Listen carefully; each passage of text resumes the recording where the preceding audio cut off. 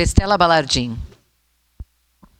Muito obrigado. Para declarar meu voto, eu quero fazer menção a essa questão da nossa saúde, ela ter a necessidade do governo federal, do governo estadual e do governo municipal fazerem a sua parte para ela funcionar, para a roda da engrenagem funcionar.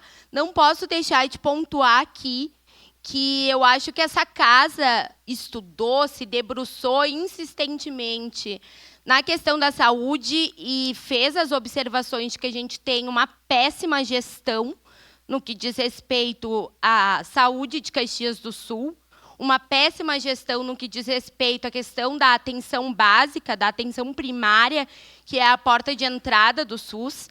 Então, isso, para mim, é um dos principais defeitos, porque não adianta a gente ter todo o dinheiro do mundo, se a gente não saber gerir esse dinheiro, não é, vereador Zanquim? A gente vai à falência, mesmo sendo milionário.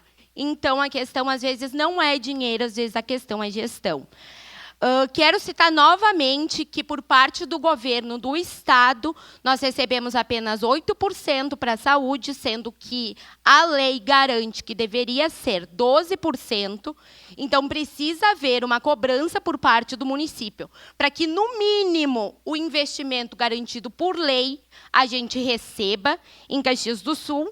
E, para finalizar, não podia deixar de citar, não vai dar para falar tudo do governo federal, mas que foram abertos, primeiro, 118 leitos no Hospital Geral, e há 15 dias atrás foi aberto mais 40. Esses leitos, eles são permanentes, eles estão aqui para salvar a vida das pessoas.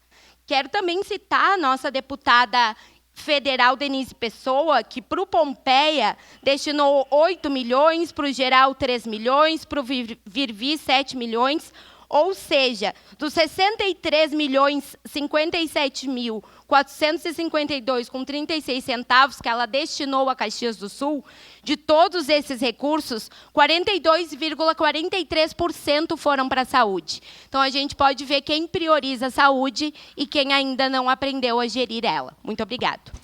Declaração de voto, o vereador Clóvis